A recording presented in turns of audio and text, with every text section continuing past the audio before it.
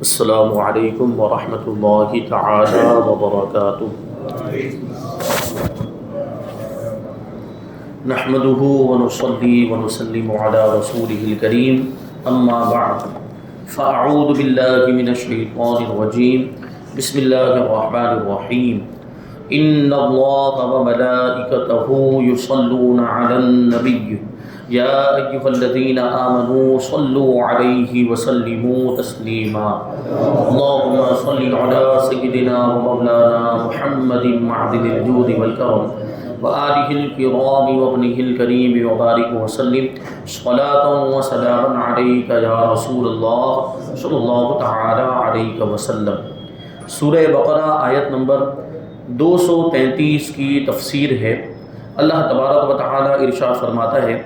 والوالدات یرضعن اولادہن حولین کاملین لمن اراد ان یتم الرضاعہ وعلی المولود لہ رزقہن وکسوتہن بالمعروف لا تکلف نفس الا وسعها لا تضار والدۃ بولدہا ولا مولود لہ بولدہ وعلی الوارث مثل ذلک فإن أرادا فصالا عن تراض منهما وتشاور فلا جناح عليهما وإن أردتم أن تسترضعوا أولادكم فلا جناح عليكم إذا سلمتم ما آتيتم بالمعروف واتقوا الله واعلموا أن الله بما تعملون بصير۔ ترجمہ ہے کہ اور مائیں اپنے بچوں کو پورے 2 سال دودھ پلائیں۔ یہ حکم اس کے لیے ہے جو دودھ پلانے کی مدت کو پوری کرنا چاہے، یعنی 2 سال مکمل کرنا چاہے، اس کے لیے 2 سال کی مدت ہے۔ 2 سال سے زیادہ پلانا جائز نہیں، البتہ 2 سال سے کم اگر کوئی پلانا چاہتا ہے، 2 سال سے پہلے ہی اگر دودھ چھڑانا چاہتے ہیں تو اس کی اجازت ہے۔ جیسے 1.5 سال ہوئے یا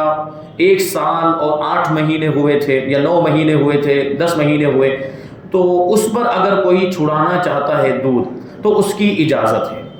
اور بچے کے باپ پر رواج کے مطابق عورتوں کے کھانے اور پہننے کی ذمہ داری ہے، یعنی عورت جب تک دودھ پلا رہی ہے تو اس کے کھانے پینے کا انتظام کرے اور اس کے کپڑے وغیرہ کا بھی انتظام کرے۔ یہ تو ذمہ داری ویسے بھی شوہر کے اوپر ہوتی ہے۔ اور فرماتے ترجمہ کہ کسی جان پر اتنا ہی بوجھ رکھا جائے گا جتنی اس کی طاقت ہو۔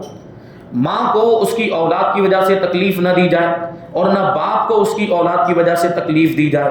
اور جو باپ کا قائم مقام ہے اس پر بھی ایسا ہی حکم ہے۔ پھر اگر ماں باپ دونوں آپس کی رضامندی اور مشورے سے دودھ چھڑانا چاہیں تو ان پر گناہ نہیں، دودھ چھڑا سکتے ہیں۔ اور اگر تم چاہو کہ دوسری عورتوں سے اپنے بچوں کو دودھ پلواؤ تو بھی تم پر کوئی مذائقہ نہیں، یعنی دوسری عورت سے بھی دودھ پلوائے جا سکتے ہیں جو دائیں ہوتی ہیں، دودھ پلاتی ہیں اور وہ اجرت پر دودھ پلاتی ہیں، وہ کچھ پیسہ لیتی ہیں اور اس پر وہ دودھ پلاتی ہیں، تو اس میں بھی کوئی حرج نہیں ہے۔ جبکہ جو معاوضہ دینا تم نے مقرر کیا ہو وہ بھلائی کے ساتھ ادا کر دو، یعنی اس کی جو اجرت طے پائی ہو، جو اجرت مقرر ہوئی ہو وہ اجرت دے دی جائے تو کوئی حرج نہیں ہے۔ اور دودھ پلوا لیا اور اب اجرت نہیں دے رہا ہے تو پھر یہ ظاہر سی بات ہے درست نہیں ہے، یہ گناہ میں آئے گا۔ تو کہتے ہیں کہ جو معاوضہ دینا تم نے مقرر کیا وہ بھلائی کے ساتھ ادا کر دو، اور اللہ سے ڈرتے رہو اور جان رکھو کہ اللہ تمہارے کام دیکھ رہا ہے، جو کچھ بھی تم کر رہے ہو اللہ دیکھ رہا ہے۔ تو اگر کچھ غلط کرو گے تو اس کی سزا ملے گی، اگر کچھ غلط کرو گے تو پھر اللہ کے عذاب میں گرفتار ہوگے، سزا کے مستحق ہو جاؤ گے۔ یہاں پر یہ جو فرمایا آیت کریمہ کے اندر کہ مائیں اپنے بچوں کو پورے 2 سال دودھ پلائیں، اس کے بارے میں فرماتے ہیں کہ طلاق کے بیان کے بعد یہ سوال طبعاً سامنے آتا ہے کہ اگر طلاق والی عورت کی گود میں شیر خوار بچہ ہو، یعنی دودھ پینے والا بچہ ہو، دودھ پینے کے زمانے میں ہو، تو اس کی جدائی کے بعد اس کی پرورش کا کیا طریقہ ہوگا؟ یعنی طلاق ہو گئی اور شوہر نے اب اس کو الگ کر دیا طلاق دے کر، تو اب یہ ہو سکتا ہے کبھی کہ اس کے پاس دودھ پیتا بچہ ہو تو اس کی پرورش کا طریقہ کیا ہوگا۔ اس لیے حکمت کا تقاضا یہ تھا کہ بچے کی پرورش کے متعلق ماں باپ پر جو احکام ہیں وہ اس موقع پر بیان کر دیے جائے، اس لیے وہ پرورش کے مسائل بیان کرتے ہیں۔ کہتے ہیں یہاں ان مسائل کا بیان ہوا۔ آیت کا خلاصہ اور اس کی وضاحت یہ ہے کہ مائیں اپنے بچوں کو پورے 2 سال دودھ پلائیں۔ 2 سال مکمل کرانے کا حکم اس کے لیے ہے جو دودھ پلانے کی مدت پوری کرنا چاہے، کیونکہ 2 سال کے بعد بچے کو دودھ پلانا ناجائز ہوتا ہے، 2 سال کے بعد آپ 1 منٹ بھی زیادہ دودھ نہیں پلاتے. 2 سال مکمل ہو گئے تو 2 سال کے بعد 1 منٹ 1 گھنٹہ بھی آپ دودھ نہیں پلا سکتے, یہ ناجائز ہے. تو اس سے وہ ان خواتین کو عبرت حاصل کرنی چاہیے جو 2 سال سے زیادہ بھی, ابھی تو یہ سب معاملات کم ہو گئے. ہم نے ایک واقعہ سنا تھا اپنے بچپن کے اندر کہ ایک بچہ 7 سال کی عمر تک اپنی ماں کا دودھ پیتا تھا. 7 سال کی عمر تک کا بھی ایسا واقعہ ہم نے سنا ہے. تو سوچیں یہ کس قدر وہ گناہ میں مبتلا ہوئے اور کس قدر انہوں نے مطلب غلط کام کیا. تو 2 سال سے زیادہ دودھ پلانا جائز ہی نہیں ہے. تو کبھی اس طرح کے بہانے کیے جاتے ہیں کہ وہ 2 سال ہو گئے ہیں لیکن ابھی دودھ چھڑاتے ہیں تو بہت روتا ہے بچہ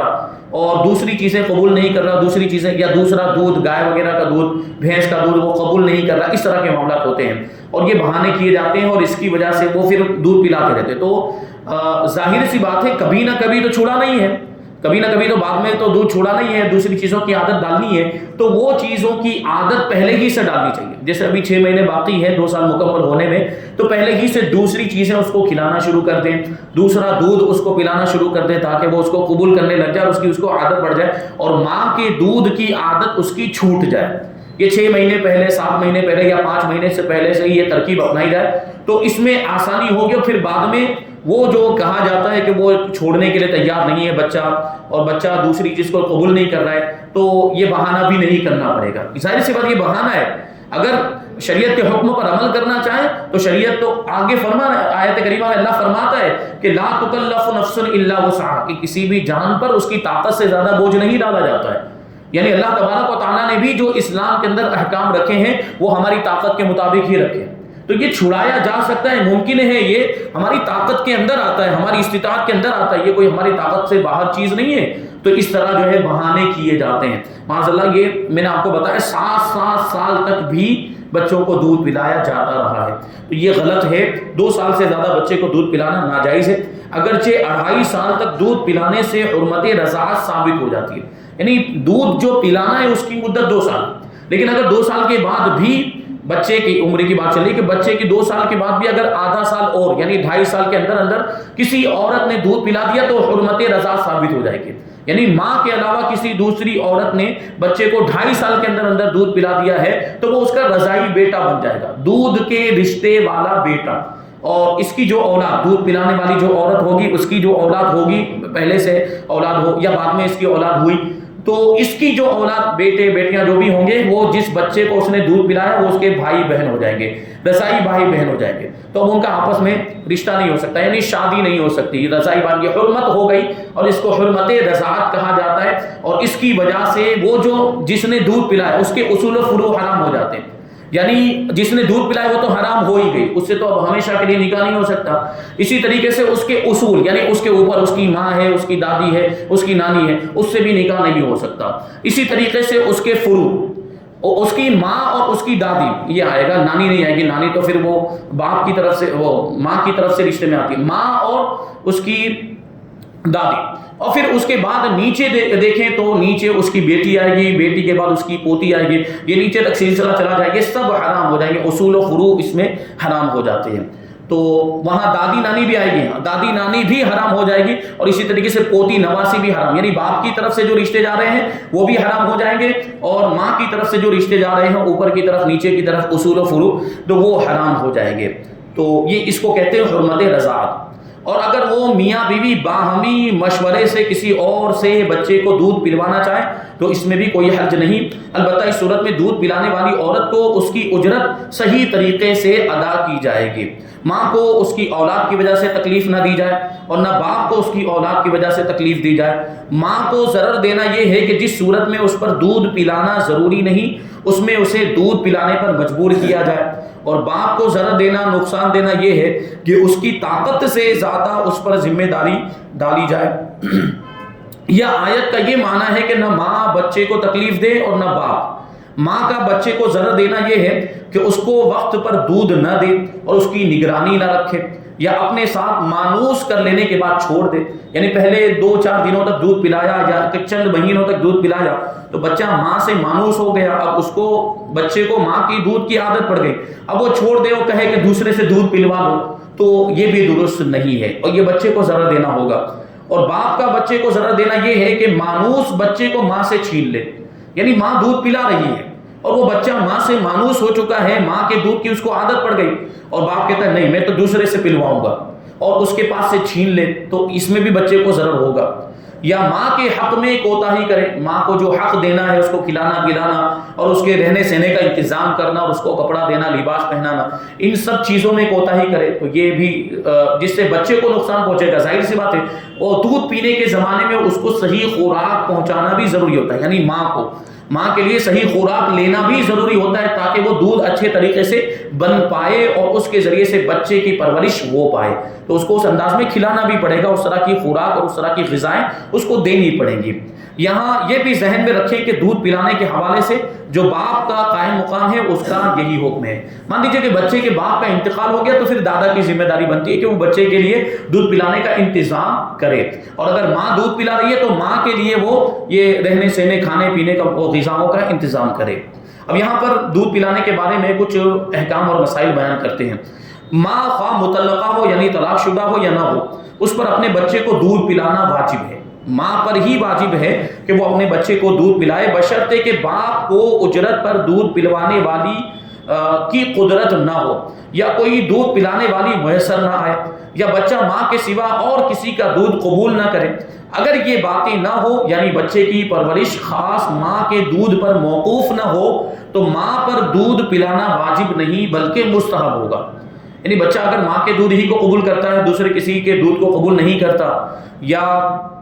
باپ کو دوسری دایا وغیرہ رکھنے کی قدرت نہیں، یعنی وہ غریب ہے اور دودھ پلانے والی کوئی خاتون اجرت پر نہیں رکھ سکتا، اس کو اجرت دینے کے لیے اس کے پاس پیسے نہیں ہیں، تو ایسی صورت میں اب بچے کی ماں پر ہی واجب ہوگا کہ وہ بچے کو دودھ پلائے، اور عام طور پر تو ہمارے یہاں پہ ماں ہی دودھ پلاتی ہے کہ اس طریقے سے دودھ پلوانے کا رواج کسی دایا کے ذریعے سے، دودھ پلانے والی خاتون کے ذریعے ہمارے یہاں پہ بہت کم ہے، بہت کم ایسا پایا جاتا ہے۔ اور اگر کوئی ایسی خاتون کبھی دودھ پلا بھی دیتی ہے، اتفاقی طور پر کبھی بچے کو دودھ پلا دیا جاتا ہے، کوئی دوسری خاتون دودھ پلا دیتی ہے اور اس کی اجرت کا وہ مطالبہ نہیں کرتی، کبھی ایک دو مرتبہ ایسے پلا دیا تو وہ اس کی کوئی اجرت نہیں مانگتی، اس کی کوئی مزدوری نہیں مانگتی ہے۔ دوسرا مسئلہ،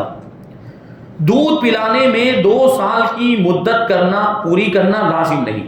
2 سال جو فرمایا کہ مائیں اپنے بچوں کو پورے 2 سال تک دودھ پلائیں، تو یہ اس کی جو جائز مدت ہے وہ بتائی جا رہی ہے کہ وہاں تک پلایا جا سکتا ہے، لیکن اس کا یہ مطلب نہیں کہ 2 سال پورے کرنا ہی ضروری ہے، تو 2 سال کی مدت پورا کرنا لازم نہیں ہے۔ اگر بچے کو ضرورت نہ رہے اور دودھ چھڑانے میں اس کے لیے خطرہ نہ ہو تو اس سے کم مدت میں بھی چھڑانا جائز ہے، یعنی میں نے جیسے بھی کہا 1 سال 6 مہینے پر چھڑا دیا، یا 1 سال 8 مہینے، یا 1 سال 9 مہینے پر چھڑا دیا، اس کی اجازت ہے، اس میں کوئی حرج نہیں ہے۔ یا تھوڑا تھوڑا مطلب یہ اس میں یہ تدریج کے ساتھ چھڑانے کی ترکیب بنائی جا سکتی ہے کہ پہلے جیسے دن میں 3 مرتبہ پلایا جاتا تھا تو اب دن میں 1 مرتبہ کر دے اور بعد میں دوسری چیزیں اور دوسری خوراک یا دوسرا دودھ پلائے، تو اس طرح تھوڑی آسانی ہوگی دودھ چھڑانے میں۔ تیسرا مسئلہ، بچے کی پرورش اور اس کو دودھ پلوانا یہ باپ کی ذمہ داری ہے، باپ کے ذمہ واجب ہے، یعنی اگر کسی وجہ سے اس کی ماں دودھ نہیں پلا رہی، کبھی کوئی مجبوری بھی ہو سکتی ہے، تو بچے کی ماں نے دودھ پلانے سے انکار کر دیا اس کی مجبوری کی وجہ سے، تو اب باپ پر لازم ہوگا کہ کسی دوسری خاتون کا انتظام کرے دودھ پلانے کے لیے، یہ باپ کی ذمہ داری ہے، اس کے لیے وہ دودھ پلانے والی مقرر کرے۔ لیکن اگر ماں اپنی رغبت سے بچے کو دودھ پلائے تو مستحب بہتر، ماں کی پہلے ذمہ داری بنتی ہے ماں ہونے کی حیثیت سے، اور ماں دودھ پلائے گی تو اس کا الگ انداز ہوگا، اس کا الگ اثر ہوگا۔ چوتھا مسئلہ، شوہر اپنی بیوی کو بچے کے دودھ پلانے کے لیے مجبور نہیں کر سکتا، اور نہ عورت شوہر سے بچے کے دودھ پلانے کی اجرت طلب کر سکتی ہے جب تک کہ اس کے نکاح یا عدت میں رہے۔ یعنی کیا ہوا کہ دوسری خاتون کو اگر رکھتے ہیں تو اس کو اجرت دی جائے گی، بچے کی ماں کے علاوہ کوئی دوسری خاتون کو دودھ پلانے کے لیے رکھا ہے تو اس کو اس کی اجرت دودھ پلانے کی مزدوری دی جائے گی، لیکن ماں اگر دودھ پلاتی ہے اور ماں کہے کہ میں جس طرح تم دوسری خاتون کو اجرت دے رہے تھے تو مجھے بھی دو، یہ اجرت کا مطالبہ نہیں کر سکتی، یہ تو اس کی یہ ماں ہونے کی حیثیت سے ایک اعتبار سے ذمہ داری بنتی ہے، اور یہ اس کی اجرت نہیں مانگ سکتی اور اس کو اجرت نہیں دی جائے گی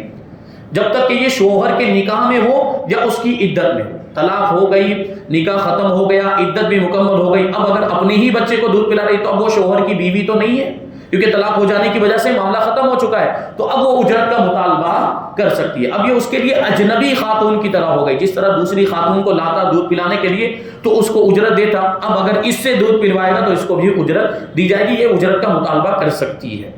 پانچواں مسئلہ، اگر کسی شخص نے اپنی بیوی کو طلاق دی ہو اور عدت گزر چکی ہو تو وہ اس سے بچے کے دودھ پلانے کی اجرت لے سکتی ہے، وہی مسئلہ۔ اور چھٹا حکم ہے کہ بچے کے اخراجات باپ کے ذمے ہوں گے نہ کہ ماں کے ذمے، یعنی بچہ جب تک بالغ نہیں ہو جاتا وہاں تک باپ کی ذمہ داری ہوتی ہے، بچے کے سارے خرچے کو وہ برداشت کرے گا، بچے کے کپڑے کا انتظام کرے، بچے کے لیے رہنے سہنے کا انتظام، جو بھی ضرورتیں پڑتی ہیں بچے کے لیے وہ سب ذمہ داری باپ کی بنتی ہے، کہ ماں کی ذمہ داری نہیں ہے۔ باپ وہ خرچہ دے گا بچے کے لیے، جو بھی جب تک وہ بالغ نہیں ہو جاتا، جب تک وہ خود کمانے نہیں لگ جاتا، وہاں تک یہ ساری ذمہ داری خرچے کی، جو بچے کے خرچے کی جو ذمہ داری ہے وہ باپ کی ہے۔ آیت سے یہ بھی معلوم ہوا کہ بچے کا نسب باپ کی طرف شمار کیا جاتا ہے، یعنی باپ کی طرف اس کو منسوب کیا جائے گا، بچے کو یہ فلاں کا بیٹا ہے، یہ فلاں کا، اور باپ کو نسب کے اندر باپ کو دیکھا جائے گا، یعنی باپ کی جو برادری ہے وہی پھر بچے کی برادری، کیونکہ کبھی ایسا بھی ہوتا ہے نا کہ ماں کی برادری الگ ہے اور بچے کی برادری الگ ہے، تو اس میں باپ کی برادری الگ ہے، تو ایسی صورت میں ماں کی برادری کو نہیں دیکھا جائے گا، کس کی برادری کو دیکھا جائے گا؟ باپ کی برادری کو۔ باپ اگر شیخ ہے تو بچہ بھی شیخ مانا جائے گا، اور باپ اگر فاروقی ہے تو بچہ بھی فاروقی مانا جائے گا، اس طرح جو ہے کہ وہ آپ دیکھ سکتے ہیں۔ اسی کو آگے کہتے ہیں کیونکہ اللہ تبارک و تعالیٰ نے مولود یعنی بچے کو لہو یعنی مذکر کی ضمیر کی طرف منسوب کر کے فرمایا، یا مولود لہو اس کا بچہ یعنی شوہر کا بچہ، شوہر کی طرف نسبت کی جا رہی ہے۔ لہٰذا اگر باپ سید ہو اور ماں غیر سید ہو تو بچہ سید ہے، اور اگر باپ غیر سید ہو اور ماں سیدانی ہو تو بچہ غیر سید ہی شمار ہوگا۔ یعنی مثال کے طور پر باپ شیخ ہے اور ماں سیدانی ہے۔ میں نے اس سے پہلے بھی عرض کیا تھا کہ جو سید زادیاں ہیں اور سیدانیاں ہیں وہ محترم خواتین، ان کے لیے بہتر اور مناسب یہی ہے کہ وہ کسی سید کے ساتھ ہی شادی کرے، کبھی مجبوری ہو جاتی اور تو بہتر اس وجہ سے کہ یہ نسب کے معاملات یہ ان کے محفوظ رہیں، اور ان کا وہ خود سید ہیں تو ان کے بچے بھی سید ہوں، اگر وہ یہ چاہتی ہیں تو پھر ان کو سید کے ساتھ ہی شادی کرنی چاہیے۔ لیکن اگر کسی سیدانی نے غیر سید سے مثال کے طور پر شیخ سے شادی کر لی تو اب بچہ شیخ مانا جائے گا، اب بچہ سید نہیں ہوگا۔ تو یہ نسب جو ہے وہ باپ کی طرف سے چلتا ہے دنیا میں، اور آخرت میں میدان محشر میں ماں کا نام لے کر پکارا جائے گا۔ میدان محشر میں اے فلانا کے بیٹے فلاں، یعنی ماں کا نام لے کر پکارا جائے گا، گویا کہ وہاں ماں کی طرف سے نسب چلے گا۔ اور دنیا میں، اور دنیا کا بھی قانون ہے، دنیا کا بھی اصول ہے کہ باپ کا نام لے کر بچے کو پکارا جاتا ہے اور باپ کی طرف ہی بچے کو منسوب کیا جاتا ہے۔ تو یہ تو وہ لوگ ہیں جنہوں نے مطلب صحیح قوانین کے مطابق اصول کی روشنی میں شادیاں کی اور صحیح طریقے سے ان کی اولاد ہوئی تو ان کو منسوب کیا جا سکتا ہے۔ لیکن مغربی تہذیب کو آپ دیکھیں اور ویسٹرن کلچر کو آپ دیکھیں، کتنے بچے ایسے وہاں پر موجود جن کو خود نہیں معلوم کہ ان کا باپ کون ہے، یعنی ان کی ماں نے اس طرح کی بدکاری کی، وہ بچہ پیدا ہوا، وہ ماں خود نہیں بتا سکتی کہ تیرا باپ کون ہے۔ تو یہ معاملات وہاں پر ہو رہے اسلام سے دور ہونے کی وجہ سے اور اسلام کے دامن سے وابستہ نہ ہونے کی وجہ سے۔ اللہ تبارک و تعالیٰ نے اتنا پیارا دین اور اتنا پیارا مذہب ہمیں عطا فرمایا تو اس کی ہمیں قدر کرنی چاہیے۔ تو یہ نسب کی حفاظت کے تعلق سے کچھ باتیں، اور آگے ارشاد فرمایا کہ وَعَلَى الْوَارِثِ مِثْلُ ذَلِكَ، اور جو باپ کا قائم مقام ہے اس پر بھی ایسا ہی حکم ہے، یعنی اگر باپ فوت ہو گیا ہو تو جو ذمہ داریاں باپ پر ہوتی ہیں وہ اب اس کے قائم مقام پر ہوگی۔ آیت نمبر 234 میں اللہ تبارک و تعالیٰ ارشاد فرماتا ہے وَالَّذِينَ يُتَوَفَّوْنَ مِنْكُمْ وَيَذَرُونَ أَزْوَاجًا يَتَرَبَّصْنَ بِأَنفُسِهِنَّ 4 أَشْهُرٍ وَعَشْرًا فَإِذَا بَلَغْنَ أَجَلَهُنَّ فَلَا جُنَاحَ عَلَيْكُمْ فِيمَا فَعَلْنَ فِي أَنفُسِهِنَّ بِالْمَعْرُوفِ وَاللَّهُ بِمَا تَعْمَلُونَ خَبِيرٌ، اور تم میں سے جو مر جائیں اور بیویاں چھوڑیں تو وہ بیویاں 4 مہینے اور 10 دن اپنے آپ کو روکے رہیں، تو جب وہ اپنی اختتامی مدت کو پہنچ جائے یعنی ان کی عدت مکمل ہو جائے تو اے والیو تم پر اس کام میں کوئی حرج نہیں جو عورتیں اپنے معاملے میں شریعت کے مطابق کر لیں، اور اللہ تمہارے کاموں سے خبردار ہے۔ سورہ بقرہ آیت نمبر 229 کی تفسیر میں عورتوں کی عدت کا بیان گزر چکا ہے، اور یہاں آیت میں فوت شدہ آدمی کی بیوی کی عدت کا بیان، یعنی اگر کسی کا انتقال ہو جائے تو اس کی بیوی کے لیے جو وفات کی جو عدت ہوتی ہے وہ کتنی ہے؟ 4 مہینے 10 دن۔ دیکھیں یہ قرآن مجید کی آیت کریمہ، وفات کی عدت اس میں کتنی بیان کی جا رہی ہے؟ 4 مہینے 10 دن، جبکہ ہمارے یہاں پہ خواتین میں کیا مشہور؟ سوا مہینے، پتہ نہیں کیا چلاتی، 40 دن ہو جائے اس کے بعد وہ باہر نکل سکتی ہے، 40 دن ہو جائے اس کے بعد وہ کہیں بھی آ جا سکتی ہے، معاذ اللہ۔ یہ انہوں نے اپنے اعتبار سے مشہور کر لیا ہے، ہم اس کو کہیں گے یہ لال کتاب کا مسئلہ ہے، ورنہ قرآن مجید جو اللہ کی کتاب ہے اس کا مسئلہ ہمارے سامنے ہے۔ کیا لکھا ہے کہ جس کے شوہر کا انتقال ہو جائے وہ کتنے دنوں تک اپنے آپ کو روکے رکھے گی، یعنی عدت گزارے گی؟ 4 مہینے، کیا بتائیں؟ 4 مہینے 10 دن، 4 مہینے 10 دن اس کی عدت ہے، کہ فوت شدہ کی بیوی کی عدت 4 مہینے 10 دن ہے۔ یہ اس صورت میں ہے جبکہ شوہر کا انتقال چاند کی پہلی تاریخ کو ہوا ہو، یعنی یہ کبھی ایسا اتفاق ہو سکتا ہے، ورنہ ضروری تھوڑی کہ پہلی تاریخ کو ہی انتقال ہو۔ چاند کی، دیکھیے اسلام کے احکام میں، شریعت کے مسائل میں ہم کون سی تاریخ کا اعتبار کرتے ہیں؟ چاند کی تاریخ کا اعتبار کریں گے، ہم انگریزی تاریخ کا یا شمسی تاریخ کا اعتبار نہیں کر سکتے، کہ ناجائز و گناہ ہے۔ شریعت کے احکام میں چاند کی تاریخ کا ہی اعتبار ہوگا۔ تو اب یہ بات کہی کہ اگر پہلی تاریخ کو شوہر کا انتقال ہو گیا چاند کی تاریخ کے اعتبار سے، تو اب 4 مہینے 10 دن میں وہ پورے 4 مہینے شمار کیے جائیں گے۔ اب اگرچہ کوئی 29 کا مہینہ ہو یا اگرچہ کوئی 30 کا مہینہ ہو، اس اعتبار سے 4 مہینے مکمل ہو جائیں گے، اور پھر اس کے بعد وہ 10 دن گزار لے تو اس کی عدت مکمل ہو جائے گی۔ لیکن اگر مہینے کے بیچ میں شوہر کا انتقال ہوا، پہلی تاریخ کو نہیں ہوا، کیونکہ عام طور پر تو وہی ہوتا ہے، کسی بھی تاریخ کو انتقال ہو سکتا ہے، مثال کے طور پر 10 تاریخ کو، چاند کی 10 تاریخ کو انتقال ہوا ہے، تو اب ایسی صورت میں 130 دن مکمل کرنے پڑیں گے، یعنی اب پورا ایک مہینہ 30 دن کا مانا جائے گا۔ اب آپ بیچ میں اس کو 29 کا نہیں شمار کر سکتے، اب 30 دن کا ایک مہینہ گنیں گے تو 4 مہینے کے کتنے دن ہو گئے؟ 120 دن ہو گئے، اور اس کے ساتھ 10 دن اور ملائیں تو 130 دن، یعنی بیچ میں کبھی اگر شوہر کا انتقال ہوا ہے تو 130 دن کی عدت اس کو گزارنی پڑے گی۔ اور یہ بھی یاد رہے کہ یہ عدت غیر حاملہ کی، جو پریگننٹ نہ ہو، کیونکہ حاملہ کی عدت بیان کر دی گئی ہے سورہ طلاق کے اندر، وہ کیا ہے؟ وضع حمل، مطلقاً وضع حمل، یعنی بچہ پیدا ہو جائے اس کی عدت مکمل ہو جائے گی۔ حاملہ کی عدت کی، اگرچہ شوہر کا انتقال ہو، اگرچہ وہ طلاق والی عدت ہو، لیکن وہ حاملہ ہے تو اس کی عدت پھر کنورٹ ہو جائے گی، اس کی عدت تبدیل ہو جائے گی، پھر وہ وضع حمل ہو جائے گی۔ اور یہاں تک فرمایا گیا کہ شوہر کا انتقال ہوا اور بیوی حاملہ تھی، اور شوہر کی لاش کو، ابھی شوہر کے جسم کو تختے پر رکھا ہوا تھا، یعنی ابھی نہ تو غسل دیا گیا ہے، نہ ہی اس کو کفن پہنایا گیا، نہ اس کو دفن کیا گیا، وہ انتقال ہونے کے بعد ابھی وہیں پر اس کے جسم کو رکھا ہوا تھا کہ بچہ پیدا ہو گیا، تو یہی اس کی عدت مکمل ہو جائے گی، کیونکہ قرآن مجید میں فرما دیا کہ وضع حمل اس کی عدت ہے۔ تو یہ عدت جو بیان کی یہاں پہ 4 مہینے 10 دن، یہ غیر حاملہ کی ہے۔ اگر عورت کو حمل ہے تو اس کی عدت ہر صورت میں بچہ جننا ہی ہے۔ اب یہاں پہ عدت کے 3 اہم مسئلے ہیں، وہ انشاءاللہ آگے بیان کریں گے، اور آیت نمبر 235 اور 236 کی تفسیر بھی ہم آئندہ درس میں شامل کریں گے۔ اللہ تبارک و تعالیٰ کی بارگاہ میں دعا ہے کہ جو کچھ بھی بیان ہوا اس پر ہم سب کو عمل کرنے کی توفیق عطا فرمائے، اور نور قرآن سے ہم سب کے دلوں کو روشن اور منور فرمائے۔ وما علینا الا البلاغ۔